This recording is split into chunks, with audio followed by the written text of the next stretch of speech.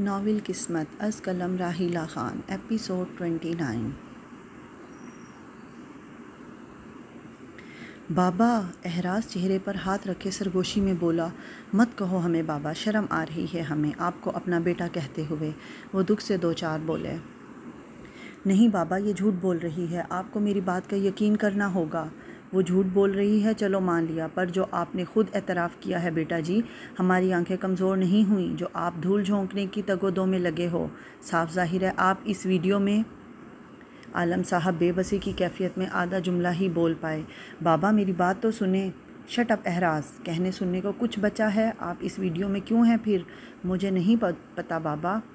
मैं खामोश हो जाओ, घिन आ रही है हमें आपसे। अभी भी आपको नहीं पता कि आप इस वीडियो में क्या कर रहे हैं? साफ जाहिर है।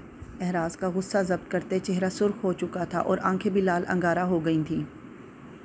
ये क्या किया एहराज? इतनी प्यारी बीवी के होते हुए आपने तीसरी शादी कर ली।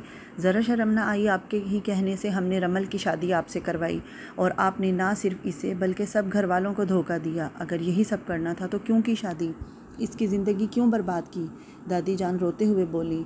ये सुनकर एहराज तो हकदक रह गया कि इसका गुनाह ना होते हुए भी वो गुनाहगार बन गया था। जुबैदा बेगम और रुखसाना बेगम का रो रो कर बुरा हाल था और रमल खामोश खड़ी सब जानने की कोशिश कर रही थी। इसके चेहरे पर भी एहराज की इस हरकत पर सुर्खी घुलने लगी थी। वो अभी भी यकीन नहीं कर रही थी कि एहराज ऐसा कुछ कर सकता है। सना बताओ, सबको झूठ बोल रही हो तुम, नहीं तो इधर ही तुम्हारी कब्र बना दूंगा। इसकी धाड़ पर सना 2 कदम पीछे हुई पर अपने मौक़िफ़ से ना फिरी। एहराज, आज हमारा सर शर्म से झुका दिया है आपने। हमें उम्मीद नहीं थी आपसे, आप तो हमारा फ़ख्र थे। दादा दान कंधे झुकाए बोले। इनकी आवाज़ में सदियों की थकावट थी जो एहराज का दिल हिला कर रख गई। तुमसे तो मैं बाद में निपटूंगा, निकलो मेरे घर से अभी के अभी, झूठी औरत। एहराज ने सना से कहा। कहीं नहीं जाएगी वो, अब निकाह किया है तो साथ रखो अपने। न जाने कहाँ कहाँ खानज़ादा की इज़्ज़त ख़राब करती फिरेगी। दादा जान हकारत से सना को देखकर बोले। मैं इसे इस घर में हरगिज़ नहीं रहने दूंगा। आप रोकोगे हमें? बीवी है वो अब आपकी, इसीलिए तो यहाँ आई है। मैं नहीं चाहता ये लड़की बाहर जाकर हमें बदनाम करे। गेस्ट रूम में रखो इसे। सुनो लड़की, अपने कमरे तक ही महदूद रहना, यहाँ आती नज़र ना आओ। दादा जान इस लड़की से बोले और एहराज को देख कर नाम में सर हिलाया कि अफसोस क्या हो। वो अपने कमरे में चले गए। आपने अच्छा नहीं किया हमारी बेटी के साथ एहराज। अब मेरी बेटी हरगिज़ आपके साथ नहीं रहेगी। पहले हम ही इस तलाक के ख़िलाफ़ थे, अब हम ही कह रहे हैं जितनी जल्दी हो सके रमल को इस खोखले रिश्ते से आज़ाद कर दें। रुखसाना बेगम कहती रमल का हाथ पकड़कर जाने लगी, जब एहराज ने रमल का हाथ पकड़कर रोक लिया। छोड़ो हाथ इसका, रुखसाना बेगम गुस्से से बोली। अभी वो मेरी बीवी है चची जान, आप मुझे रोक नहीं सकती। ये मंजर देखकर सना जल भुन गई। वो घूरी से नवाजती वहाँ से चली गई। आहिस्ता आहिस्ता सब एहराज को बिना देखे अपने कमरों में चले गए। अब वो इस सिर्फ 3 नफूस थे, रमल, एहराज और सना। रमल, तुम मेरी बात का यकीन करो, ये झूठ बोल रही है। मैं कैसे मान लूँ आप सच कह रहे हैं? और मुझे अब आपकी शक्ल तक नहीं देखनी। छोड़े मेरा हाथ। रमल इसका हाथ झटकती जल्दी से ऊपर अपने कमरे में भाग गई। एहराज सना की तरफ मुड़ा। क्यों बोला है तुमने झूठ? शर्म नहीं आई? कितनी गिरी हुई लड़की हो जिसे अपनी इज्जत की भी परवाह नहीं। एहराज, मैं शट योर माउथ। सर बोलो सर। सर, मैं मानती हूँ मैंने झूठ बोला कि हमारी शादी नहीं हुई, पर इस दिन जो होटल के कमरे में हुआ वो सब सच है। मैंने यही छुपाने के लिए किया कि हमारी शादी हुई है। ऐसे तो मेरे घर वाले भी मुझे घर में नहीं रहने देंगे, इसमें मेरा क्या कसूर है? मुझे ये शादी का नाटक करना पड़ा। वो रोती हुई बोली, ऐसा कुछ नहीं हुआ, इस दिन मैं सो गया था। सर, मैं आपके पास फ़ाइल लेकर आई थी जब आपने मुझे मनाल मैडम समझ लिया। मैं आपको बताना चाहती थी पर आपने मेरी एक ना सुनी। ऐसा कभी भी नहीं हो सकता और ना हुआ है। रही बात तुम्हारी नौटंकी की, तो वो मैं सामने ला कर रहूँगा, तब तक तुम इस कमरे में सड़ती रहो। एहराज इसको कमरे में लाया और फिर बाहर से दरवाज़ा लॉक कर दिया। इसे समझ नहीं आ रही थी कि इसके साथ हो क्या रहा है। वो कैसे बताए सबको? कोई इस पर यकीन करने के लिए तैयार ना था। एहराज रमल के कमरे में आया। जो भी था वो इसे बताना चाहता था। वो इसकी वाइफ थी, इसे सबसे पहले रमल की बदगुमानी दूर करनी थी, पर वो भूल गया था कि रमल भी तो इसके पास आई थी इसे बताने, और इसने एक ना सुनी, उल्टा इस पर जुल्म करता रहा। तो वो कैसे इसकी सुन लेती या मान लेती? रमल, मुझे तुमसे बात करनी है। पर मुझे बात नहीं करनी। ओके, ना करो, बट सुन लो। क्यों सुनो? मैं आपने मेरी बात सुनी थी जब मैं चीख चीख कर कहती रही कि मैंने नहीं मारा आप ही को? मनाल को तुमने ही मारा है रमल, ये बात मान लो अब। तो आप भी मान लें कि आपने भी शादी की है और गुजारे हैं इसके साथ बहुत से पल। रमल भी दूबदू बोली, मैं तुम्हारी जान ले लूँगा, तुम मुझ पर झूठा इल्ज़ाम लगा रही हो। बाज़ दफ़ा वो नहीं होता जो इंसान को नज़र आता है। एहराज इसको दीवार से लगाए दोनों हाथ इसके दाएं बाएं रख कर बरहम हुआ। सही कहा आपने, बाज़ दफ़ा वैसा नहीं होता जो नज़र आता है। तो कैसे आप मुझ पर इल्ज़ाम लगा सकते हैं बिना देखे बिना जाने? मैं इल्ज़ाम नहीं लगा रहा, मैंने देखा है, तुमने ही मारा है। मैं भी कह रही हूँ मैंने नहीं मारा, सुना आपने? तुम ऐसे नहीं मारोगी ना, चलो मेरे साथ। एहराज रमल का हाथ पकड़कर अपने कमरे में लाया और जल्दी से अलमारी की जानिब बढ़कर कुछ निकालने लगा। मतलूबा चीज़ मिलने पर वो टेबल पर पड़ा लैपटॉप उठाकर सोफ़े पर बैठा। रमल इसकी कार्रवाई देख रही थी जो ना जाने लैपटॉप में USB लगाकर तेज़ तेज़ उंगलियां चलाता क्या तलाश कर रहा था। यहाँ आओ। रमल 1 इंच ना हिली। मैंने कहा यहाँ आओ और देखो ये। अब के एहराज ने लैपटॉप की स्क्रीन इसकी तरफ मोड़ दी और रमल सुस्त रवि से चलती इस सोफ़े पर कुछ फासले पर बैठी।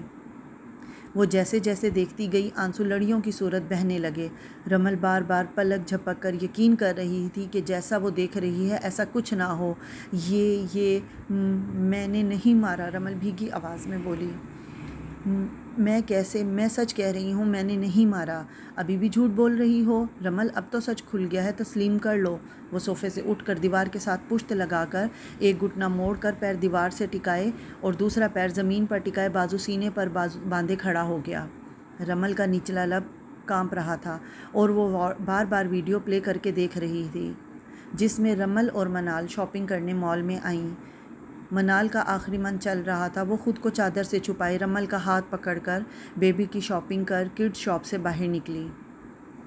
वो दोनों सीढ़ियों तक पहुंची जब रमल ने सर पर हाथ मारा और मनाल से कुछ कहकर इसी तरफ दोबारा गई। मनाल रेलिंग पकड़े खड़ी थी जब कोई तेज़ी से आई और रमल को कंधा मारा।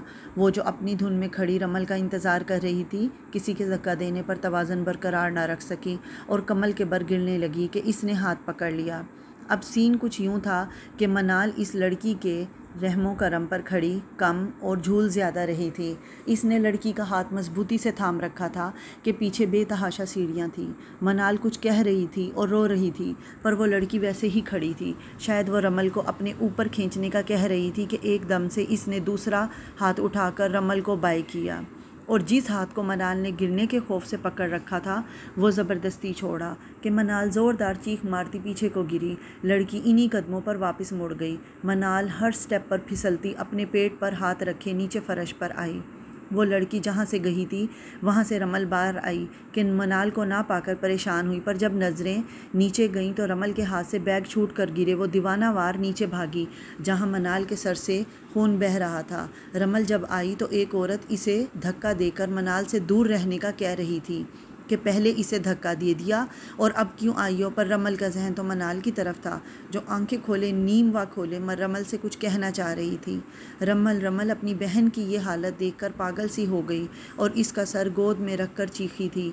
इनके गिर्द इतनी आवाम जमा हो गई और फिर जल्दी से एम्बुलेंस के आते ही मनाल को रेस्क्यू करते ले गए जो अब मुकम्मल बेहोश हो चुकी थी। ये देखकर रमल के रोंगटे खड़े हो गए थे। वो बार बार चेहरे पर हाथ फेर रही थी। ये मैं कैसे हो सकती हूँ? रमल पागलों की तरह एहराज को देख रही थी और स्क्रीन की तरफ उंगली करके कह रही थी। एहराज की आंखों में भी नमी तैरने लगी। जिसने मनाल को धक्का दिया था वो रमल नहीं थी बल्कि हूबहू रमल के जैसी ड्रेसिंग, वैसा शूज़, इसी की तरह लंबे बाल, इसी की तरह दुपट्टा सेट किया हुआ, वैसी ही चाल और इसी के कद की कोई और लड़की थी जिसमें इसका चेहरा नज़र नहीं आ रहा था। बस पुश्त से वो रमल ही लगती थी। कोई भी बिना शक्ल देखे कह सकता था और यहाँ तो सब कुछ सेम था तो किसी और पर शक कैसे जाता। यही रमल भी देखकर हैरान हुई कि वो जानती थी साहिल ने खुद एतराफ़ किया था और ये इसी की कोई चाल थी, पर जो इस पर इल्ज़ाम लगा था इसे देखकर और कुछ सोचने की गुंजाइश ही नहीं बचती थी। एक जगह रमल ने वीडियो रोकी और इसको जूम किया और फिर कुछ वक्फे के बाद फिर स्टॉप करके जूम किया कि अचानक इसकी आंखें चमकी जैसे अपनी बेगुनाही का सबूत मिल गया हो। रमल अपने रब का लाख लाख शुक्र अदा कर रही थी। इसे एहराज के सामने अपनी बेगुनाही साबित करनी थी और अल्लाह पाक ने इसकी मदद की थी। सिर्फ एक छोटा सा इशारा दिया था और रमल को अपनी बेगुनाही का सबूत मिल गया। वो खुशी और गुस्से की मिली जुली कैफियत में उठी, चटाख और बिना एहराज को समझने का मौका दिए इसके चेहरे पर थप्पड़ दे मारा। ये क्या हरकत है रमल? इसकी हरकत पर एहराज इतनी ज़ोरदार आवाज़ में गरजा कि अगर रमल अपने हवास में होती तो ज़रूर बेहोश हो चुकी होती। जबकि एहराज का अब दिल कर रहा था कि वो मेंशन की ईंट से ईंट बजा दे कि एक ही दिन में ये इसे तीसरा थप्पड़ पड़ चुका था। जब ही बपरा हुआ रमल के सर पर पहुंचा और इसको सोफे पर धक्का दिया।